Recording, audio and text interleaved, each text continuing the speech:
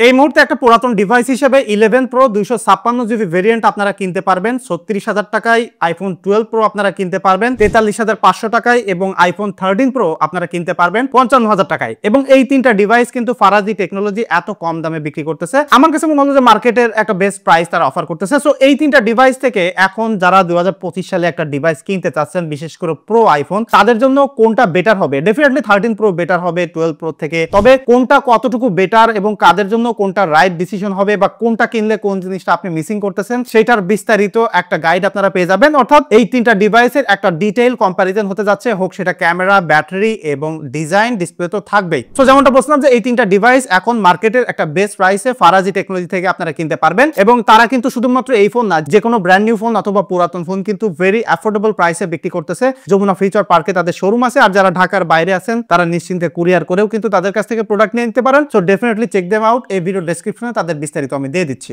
So first of all ডিজাইনের দিক থেকে দেখলে এই তিনটা ফোনের পিছন সাইড থেকে যদি আপনারা দেখেন একই রকম আছে, তবে সময়ের সাথে সাথে ক্যামেরা সেন্সরের মডিউলগুলো একটু বিগার হয়েছে এবং তিনটা ফোন কিন্তু আস্তে আস্তে একটু ভারীও হয়েছে। সো আমার কাছে মনে হয় যে ডিজাইনের দিক থেকে আপনারা বাইরে থেকে বা পিছন থেকে দেখলে ইজিলি আইডেন্টিফাই করতে পারবেন। তবে একটা জিনিস আপনারা দেখতে পাচ্ছেন, তিনটা ফোনই কিন্তু দেখতে খুবই আইডিয়াল এবং অ্যাপেল কিন্তু এই জিনিসটা করছে যে ভেরি লং টাইম ধরে তাদের ডিজাইনে চেঞ্জ করেনি, যে কারণে যত পুরাতন ফোনই এখন আপনি দেখেন, লাইক গত 11 সিরিজ থেকে 16 সিরিজ পর্যন্ত দেখেন, আপনার কাছে একই মনে হবে। এবং এই তিনটা ফোনেরই কিন্তু সামনে পিছনের গ্লাস ব্যবহার করা হয়েছে, যেগুলো ম্যাট ফিনিশের গ্লাস, এবং তিনটা ফোনেরই কিন্তু ফ্রেমে তারা স্টেইনলেস স্টিল ব্যবহার করছে। তবে 12 এবং 13 এ এসে ডিজাইনে যে পরিবর্তনটা আসছে সেটা হলো আপনারা ফ্রেমটা দেখলে বুঝতে পারবেন, খুব স্কোয়ার টাইপের শেপ, যেমনটা এখনকার নতুন জেনারেশনের মডেল অন্যান্য চাইনিজ ব্র্যান্ড বা অ্যান্ড্রয়েড ওয়ার্ল্ডেও কিন্তু সেম আমরা একটা জিনিস দেখতে পাচ্ছি। সেই দিক থেকে 11 প্রোটা একটু ওল্ডার জেনারেশন বা একটু ডিফারেন্ট আপনার কাছে মনে হইতে পারে। তবে তিনটা ফোনের মধ্যে হাতে ধরে যদি কমফোর্টেবলের কথা বলা হয় এবং কম্প্যাক্ট সাইজের কথা বলা হয়, তাহলে কিন্তু 11 প্রোটা আগায় থাকবে। তিনটা ফোন থেকে যেটাই এখন কেনেন আপনারা তো ডেফিনেটলি কভার ব্যবহার করবেন, সো একই রকম মনে হবে। এবং এই তিনটা ডিভাইসই কিন্তু ভেরি কম্প্যাক্ট ডিভাইস, ছোটখাটো ডিভাইস। তবে যেমনটা বলছিলাম যে হাতের মধ্যে ধরে 11 প্রোটা বেশি কমফোর্টেবল আছে এবং কম্প্যাক্ট আছে, আর বাকি দুইটা একই রকম। তবে 13 প্রোটা হাতের মধ্যে একটু হেভিয়ার ফিল হয়। 12 প্রোটা আমার কাছে মনে হয় মোর ব্যালেন্সড, হাতের মধ্যে একটা ফিল দেয়। এবং ডিসপ্লেতে আসলে এখানে একটা বড়সড় পরিবর্তন আপনারা দেখতে পারবেন, বিকজ 11 প্রোতে 5.8 ইঞ্চির একটা ওলেড ডিসপ্লে ব্যবহার করছে, আর 12 প্রোতে এবং 13 প্রোতে 6.1 ইঞ্চি ডিসপ্লে দেখতে পাচ্ছেন। তিনটারই ডিসপ্লে কোয়ালিটি খুবই ভালো আছে এবং ডিসপ্লের ভিউইং এক্সপেরিয়েন্সও খুবই ভালো আছে। তবে 13 প্রোর সাথে এই দুইটা ফোনের হিউজ একটা ডিফারেন্স আপনারা পাবেন, সেটা হলো এখানে আপনারা হায়ার রিফ্রেশ রেট পাচ্ছেন, অর্থাৎ প্রো মোশন যেটা বলে 120 হার্টজের রিফ্রেশ রেট এখানে পাবেন, যে কারণে এই ফোনটা ব্যবহার করতে গেলে যদি আপনি গেমিং করতে চান বা পারফরম্যান্স সেগমেন্টে একটা হিউজ ডিফারেন্স পাবেন। এবং তিনটারই কিন্তু চিন বেজেলটা অনেক বিগার আছে এবং নচ রয়েছে উপরে দেখতে পাচ্ছেন। তবে 13 প্রো নচটা এই দুইটা ফোনের থেকে খানিকটা কম আছে, বাট স্টিল এই ছোট ডিসপ্লে হিসেবে নচগুলো আইফোনের ডিজাইনে সবসময় ওয়াক লাগে। তবে ভাই এটা নিয়ে অনেকে কমপ্লেইন করে না, অনেকে এটাকে আসলে স্ট্যাটাস সিম্বল হিসেবে ধরে, সো এটা পার্সোনাল টেস্ট হতে পারে। তবে তিনটাতেই কিন্তু ফেস আইডি রয়েছে। তবে 13 প্রো ফেস আইডিটা একটু বেশি ওয়াইডার রেঞ্জ কভার করতে পারে, যে কারণে যদি এরকম আপনি সাইডেও থাকেন তাও আনলক হয়ে যায়। সেই দিক থেকে 12 প্রো এবং 11 প্রো একটু পিছিয়ে আছে, বাট স্টিল যখন আপনি ইন্ডিভিজুয়ালি ব্যবহার করবেন, আমার কাছে মনে হয় যে স্মার্টফোনের সিকিউরিটি সিস্টেমে সবথেকে রিলায়েবল আপনার কাছে মনে হবে। তবে কারোর কাছে ফিঙ্গারপ্রিন্ট মনে হয়, সেটা পার্সোনাল টেস্ট হতে পারে। সো ডিসপ্লে সেগমেন্টে এখন ব্যবহার করতে গেলে ব্রাইটনেস, ভিউইং এক্সপেরিয়েন্স কোনো কিছু নিয়ে প্রবলেম নাই। তবে একটা জিনিস মনে রাখবেন, এই তিনটা ফোনই ছোটখাটো ফোন, সো গেমিং করতে গেলে বা মিডিয়া এনজয় করতে গেলে ওরকম আহামরি মজা আপনি পাচ্ছেন না। এই ফোন তিনটার ইন্টারনালে আসলে কিন্তু একটা ধাপে ধাপে পরিবর্তন আপনারা দেখতে পারবেন, বিকজ 11 প্রোতে ব্যবহার করা হয়েছে A13 বায়োনিক প্রসেসর, আর 12 প্রোতে ব্যবহার করা হয়েছে A14 বায়োনিক প্রসেসর, এবং 13 প্রোতে ব্যবহার করা হয়েছে A15 বায়োনিক প্রসেসর। এবং এই তিনটা ফোনের আমি বেঞ্চমার্ক আপনাদেরকে পাশাপাশি দিয়ে দিচ্ছি। 11 প্রোতে কিন্তু 4GB র্যাম, আর বাকি দুইটাতে কিন্তু 6GB করে র্যাম রয়েছে। সো তবে একটা জিনিস, যখন আপনি পাশাপাশি তিনটা ফোন ব্যবহার করবেন, দেখবেন যে 13 প্রোটা অনেক বেশি রেসপন্সিভ, অনেক বেশি fast, because of the display higher refresh rate থাকার কারণে স্মুথ ট্রানজিশন গুলো দেখা যায়। স্ক্রলিং করতে গেলে মানে যে কোনো জায়গায় আপনি একটা ডিফারেন্স পাবেন। তবে যখন আপনি ইন্ডিভিজুয়ালি 11 প্রো এবং 12 প্রো ব্যবহার করবেন, আপনার কাছে স্লো মনে হবে না। সো 2025 সালে এসে এই তিনটা ফোনের কোনোটাই ব্যবহার করতে গেলে ইন্ডিভিজুয়ালি আপনার কাছে স্লো মনে হবে না। আপনি এই মুহূর্তে হেভি গেমিং করতে চাইলে বা গ্রাফিক্যাল গেমিং গুলো করতে চাইলেও কিন্তু করে ফেলতে পারবেন। তবে 12 প্রো এবং 11 প্রোতে হাই এফপিএস এ গেমিং করতে পারবেন না, বিকজ অফ দ্য ডিসপ্লে। তবে প্রসেসরের সেই ক্যাপাবিলিটি শিওর আছে। তবে 120 এফপিএস এ গেমিং করতে পারবেন 13 প্রোতে। সো ডেফিনেটলি পারফরম্যান্স সেগমেন্টে এখানে একটা ম্যাসিভ ডিফারেন্স আপনারা দেখতে পারবেন যদি একসাথে ফোনগুলো ব্যবহার করেন। আর সফটওয়্যার সাপোর্ট তো ডেফিনেটলি 13 প্রোতে একটু বেশি পাবে। তো সেই হিসেবে আমার মনে হয় যে সফটওয়্যার জায়গা থেকে আপনারা একটু হিসাব করে নিতে পারবেন। এবং পারফরম্যান্স সেগমেন্টে যেমনটা বলছিলাম যে তিনটা ফোন থেকে যে কোনো একটা ফোন ব্যবহার করলে আপনার কাছে কমতি মনে হবে না। তবে অ্যাজ পার যদি রিয়েল ইউজার এক্সপেরিয়েন্সের কথা বলি, তাহলে ডেফিনেটলি 13 প্রো এখানে একটা একটা বিগ লিপ নিয়েছে। সো তারপরে যদি ক্যামেরাতে আসি, এখানেই মূলত একটা ডিফারেন্স আছে যেটাতে আপনাদেরকে একটু ডিসিশন নিতে হবে। তবে নর্মাল ফটোগ্রাফির কথা যদি বলি, এই তিনটাতেই কিন্তু তিনটা করে সেন্সর রয়েছে, তিনটাই 12 মেগাপিক্সেল করে। সো আমি যদি সেন্সর বাই সেন্সর বলি, এই তিনটা ফোনে কিন্তু আপনারা নাইট মোডেও ফটোগ্রাফি করতে পারবেন প্রপারলি, এবং এখানে কিন্তু ভিভিড মুডটা কাজ করে। একদম লেটেস্ট জেনারেশনে এসে ভিভিড মুড ডিফল্ট থাকে না, সো সেই ফিচারটা এখানে পাচ্ছেন। এবং যারা ভিভিড মুড পছন্দ করেন, এবং আমার কাছে মনে হয় যে অ্যাপেল যারা ব্যবহার করেন তারা অনেকেই ভিভিড মুড পছন্দ করেন। সো এখানে আমি আপনাদেরকে সেন্সর বাই সেন্সর দেখাই। 12 মেগাপিক্সেল আলট্রা ওয়াইড সেন্সরের যে প্রথম পিকচারটা এখানে আপনারা দেখতে পাচ্ছেন, একটা সানলাইটের উল্টো পাশে তোলা, এবং এখানে কিন্তু ভিভিড লাগানো। সো দেখেন তিনটা ফোনের যে পিকচার কোয়ালিটি একই রকম লাগতেছে, বাট জুম করে দেখলে 13 প্রোতে একটু বেশি ডিটেইল পাবেন, এবং বিল্ডিং এর এক্সপোজারটা বা লো লাইট এরিয়াতে 13 প্রো একটু বেটার এক্সপোজার মেইনটেইন করছে। তবে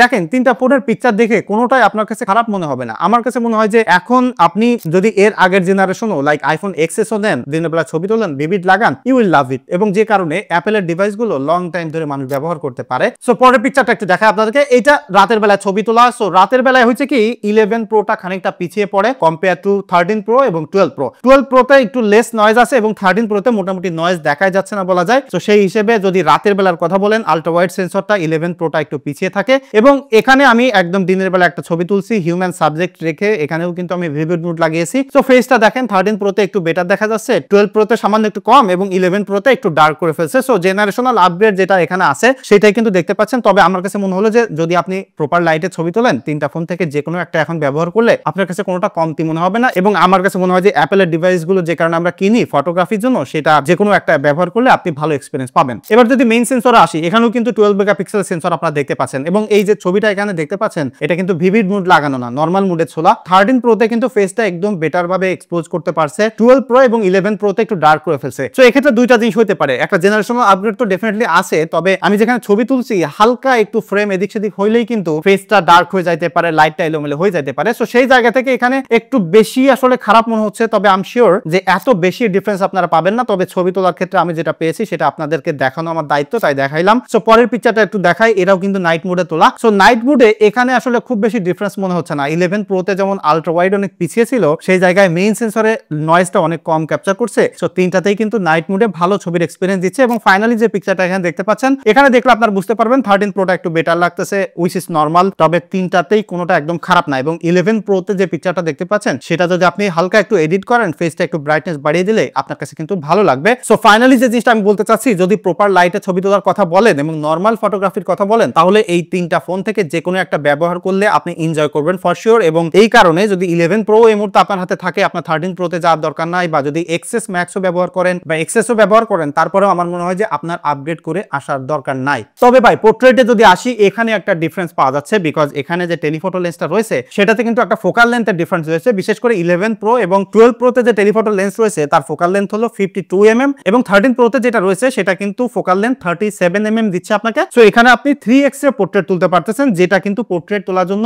ডেফিনেটলি একটা হিউজ পটেনশিয়ালিটি পেয়ে যাচ্ছেন, বিশেষ করে ব্যাকগ্রাউন্ডের সেপারেশন এবং ফোকাল লেন্থের বেলায়। সো এখানে প্রথম যে পোর্ট্রেটটা আপনারা দেখতে পাচ্ছেন, এখানে কিন্তু কোনো প্রকার ভিভিড লাগানো হয়নি। আপনারা ব্যাকগ্রাউন্ডের সেপারেশন বোকে দেখেন, 11 প্রো এবং 12 প্রো ভেরি সিমিলার থাকলেও 13 প্রোটা আরো বেশি ক্লোজ এবং আরো বেশি ক্রিস্পি আর দেখা যাচ্ছে। সো পোর্ট্রেটের ক্ষেত্রে এখানে একটু ডিফারেন্স কিন্তু আপনারা পেয়ে যাচ্ছেন 13 প্রোতে। এবং পরবর্তী পিকচারটা একটু দেখায় আপনাদেরকে। এখানে কিন্তু দেখেন একদম মাইন্ড ব্লোয়িং একটা ফোকাল লেন্থ আপনাকে দিচ্ছে 13 প্রো, যে জায়গায় 12 প্রো এবং 11 প্রো পিছিয়ে আছে। এবং এখানে একটু পার্টিকুলারলি 11 প্রো থেকে 12 প্রোটা একটু বেশি খারাপ লাগতেছে। সো এটা আসলে সবসময় ছিল না, মাঝে মাঝে এরকম হচ্ছিল। এটা আমার কাছে মনে হয় যে খুব বেশি ডিফারেন্স ক্রিয়েট করবেন না। পরের পিকচারটা যদি দেখায়, এখানে দেখলে আপনারা বুঝতে পারবেন, এখানেও কিন্তু সেম একটা ব্যাপার দেখতে পাচ্ছেন। ব্যাকগ্রাউন্ডের সেপারেশন, ডিটেইলের বেলায়, এজ ডিটেকশনের বেলায় 13 প্রোটা কিন্তু খানিকটা আগে আছে। সো আমার কাছে মনে হয় ক্লিয়ারলি বুঝতে পারতেছেন যে পোর্ট্রেটের ক্ষেত্রে 13 প্রোটা কিন্তু অনেক আগে আছে। এবং এখানে আরেকটা পিকচার আপনাদেরকে দেখাই, এখানেও কিন্তু সেম ব্যাপারটা দেখতে পাচ্ছেন, ব্যাকগ্রাউন্ডের সেপারেশন, ফোকাল লেন্থের বেলায় এবং এজ ডিটেকশনের বেলায় আর সাথে ডিটেইল ধরে রাখার বেলায় কিন্তু 13 প্রো মাস্টার করতেছে। তবে 12 প্রো আর 11 প্রো ভেরি সিমিলার রয়েছে। এবং পরবর্তী পিকচারটা এখানে একটু দেখাই, এখানেও কিন্তু খানিকটা কন্ট্রাস্টি লাইট ছিল, যে জায়গায় আপনারা দেখতে পারতেছেন 11 প্রোটা আমার কাছে ভালো লাগতেছে, 12 প্রোটাও ভালো আছে, তবে 13 প্রোটা ভাই নেক্সট লেভেলের আছে। বিশেষ করে সামনের ফোরগ্রাউন্ডে যে ব্লাডটা রয়েছে, ব্যাকগ্রাউন্ডে যে ব্লাডটা রয়েছে, সেটা একদম ডিএসএলআর টাইপের একটা ভাইব দিচ্ছে। এবং সর্বশেষ একটা পিকচার দেখাই, এই কমপ্লেক্স একটা জায়গায়, এখানে দেখলে আপনারা বুঝতে পারবেন এই যে সাবজেক্টের সামনে যে গাছপালা রয়েছে, এখানে 11 প্রো এবং 12 প্রো এইগুলোর এজ ভালোভাবে ডিটেকশন করতে পারেনি, ব্যাকগ্রাউন্ডের সাথে খানিকটা ম্যাচ করে ফেলছে। তবে 13 প্রো যেটা করছে, এই গাছগুলোকেও খুব সুন্দরভাবে ব্লার আউট করতে পারছে এবং যতটুকু দরকার ব্যাকগ্রাউন্ডের সাথে সেপারেশন সেটা কিন্তু করতে পারছে। সো একটা ডিএসএলআর ভাইব কিন্তু আপনি 13 প্রো থেকে পাচ্ছেন। তো নরমালি পোর্ট্রেট পোর্ট্রেট তুলতে গেলে অলওয়েজ আপনি 13 প্রোটা প্রিফার করবেন, একটা কমপ্লিট প্যাকেজ হিসেবে পাচ্ছেন। এবং সেলফিতে আসি, যদি সেলফিতে এই তিনটা ফোনে কিন্তু 12 মেগাপিক্সেল করে সেন্সর রয়েছে এবং সেলফির যে এক্সপেরিয়েন্স এখানে দেখতে পাচ্ছেন তিনটাতেই ভালো আছে। তবে জেনারেশনাল আপগ্রেড হিসেবে 11 প্রো থেকে 12 প্রো একটু বেটার, 13 প্রো একটু বেটার এবং পরের পিকচারটা দেখলে আপনারা বুঝতে পারতেছেন। এবং আমার কাছে মনে হয় যে আপনারা এখানে খুব বেশি ডিফারেন্স পাবেন না, তবে স্টিল হ্যাঁ there is some minor difference, তবে সেটা আপনারা এডিট করে চাইলে কিন্তু ডিফারেন্স করে নিতে পারতেছেন। এবং তিনটা ফোনের কিন্তু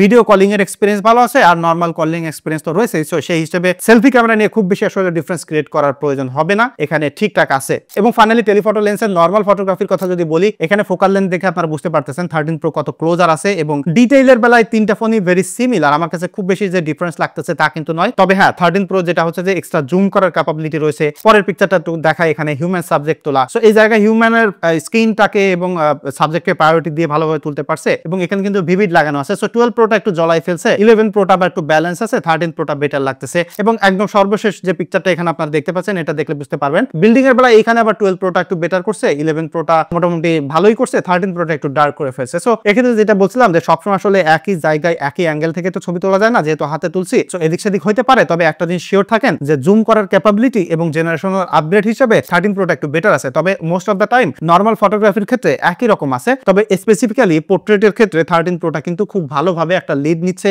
এই তিনটা ফোন থেকে। এবং এই তিনটা ফোনে কিন্তু আপনারা 4K 60 fps পর্যন্ত ভিডিও করতে পারবেন। এবং ভিডিও কোয়ালিটি অ্যাপেলের বেলা আপনারা সবাই জানেন যে লেন্স শিফটিংটা ভালো হয়ে থাকে, স্টেবিলিটি ভালো হয়ে থাকে, ভিডিও কোয়ালিটি ইটসেলফ ভালো। এবং এই তিনটা ফোনের ইন্ডিভিজুয়াল রিভিউ আমার চ্যানেলে দেওয়া আছে, সেগুলো আপনারা একটু দেখে নিতে পারেন, কারণ তিনটা ফোন পাশাপাশি রেখে আমি পারফেক্টলি ভিডিও করতে পারিনি, এটার একটা গিয়ার খুঁজতেছি। ওই ভিডিও করার গিয়ারটা পাইলে আমি আরো বেশ কিছু ইন্টারেস্টিং রিভিউ বা কম্প্যারিজন ভিডিও আনতে চাই, সো সেটার জন্য ওয়েট করতেছি। তবে 13 প্রো যে কারণে আগায় থাকবে সেটা হলো এখানে আপনারা সিনেম্যাটিক ভিডিও করতে পারবেন ব্যাকগ্রাউন্ড ব্লার করে ফুল এইচডি পর্যন্ত। সো এই মুহূর্তে 2025 সালে এসে একটা কমপ্লিট প্যাকেজ হিসেবে যদি ফোন কিনতে চান, লাইক ভিডিওগ্রাফির ক্ষেত্রে আপনি সিনেম্যাটিক ভিডিও তো আমাদের ডেফিনেটলি লাগে এবং 4K ভিডিও করা সিমলেসলি আলট্রা ওয়াইড থেকে মেইন সেন্সর টেলিফটো লেন্সে যাওয়া এবং কমপ্লিট পোর্ট্রেট ফটোগ্রাফি সহ নাইট মোডে ফটোগ্রাফি করতে চান, সেদিক থেকে কিন্তু 13 প্রোটা আগায় আছে। এবং যদি ব্যাটারি ব্যাকআপের ক্ষেত্রে আসি, এখানে একটা ইন্টারেস্টিং ব্যাপার আছে। আইফোন 11 প্রোটা সব থেকে ছোট, তবে এখানে ব্যবহার করা হয়েছে 3046 মিলিঅ্যাম্পিয়ার একটা ব্যাটারি। 12 প্রোতে কিন্তু 2815 মিলিঅ্যাম্পিয়ার একটা ব্যাটারি ব্যবহার করছে। আবার 13 প্রোতে এসে তারা 3095 মিলিঅ্যাম্পিয়ার একটা ব্যাটারি ব্যবহার করছে। এবং এই তিনটা ফোনে কিন্তু লাইটনিং পোর্ট রয়েছে, যেটা 2025 সালে এসে একটা ডিল ব্রেকার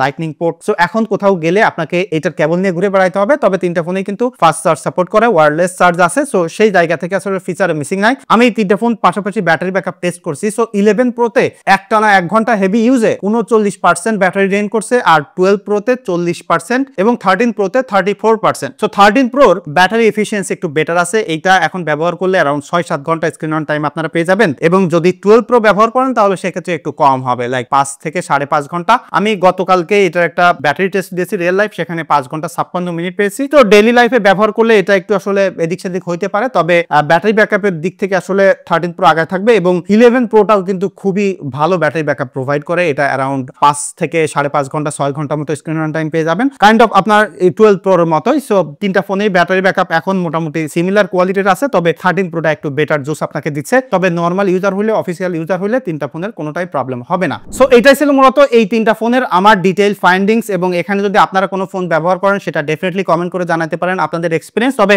ইস্যুর ক্ষেত্রে যদি বলি লাইক কোন ফোনটাই কোনটা ইস্যু আছে, তাহলে 13 প্রোতে ডিসপ্লের ইস্যুস আছে, অনেকেই এই প্রবলেমটা ফেস করে। সো এই মুহূর্তে এই ফোনটা কিনতে গেলে সব দিক থেকে পারফেক্ট হইলেও এই রিস্কটা আপনাকে নিতে হবে। আর বাকি যে দুইটা ফোন আছে, এই দুইটা ফোনে এরকম কোনো ডিসপ্লে সংক্রান্ত কোনো ইস্যুস নাই। ব্যাটারি ড্রেনের ক্ষেত্রে পুরাতন ফোন হিসেবে হয়তো বা উল্টাপাল্টা থাকতে পারে, সেক্ষেত্রে আপনাদের একটু বুঝে শুনে ট্রাস্টেড জায়গা থেকে কিনতে হবে। তাছাড়া এই তিনটা ফোন এখন কিনতে গেলে রেকমেন্ড করার মতো একটা ফোন, বিশেষ করে 11 প্রোটা যারা একদম কম্প্যাক্ট ফোন পছন্দ করেন, কম দাম হিসেবে একটা কমপ্লিট এক্সপিরিয়েন্স আপনাকে দিচ্ছে। সো এটা একটা বেস্ট ডিল হতে পারে এই মুহূর্তে। আর এই তিনটা ফোনই কিন্তু যেমনটা বলছিলাম যে ফারাজি টেকনোলজি থেকে এখন আপনারা কিনতে পারবেন। বিস্তারিত ভিডিও ডেসক্রিপশনে আমি দিয়ে দিচ্ছি। দেখা হচ্ছে পরবর্তী ভিডিওতে। ধন্যবাদ সবাইকে।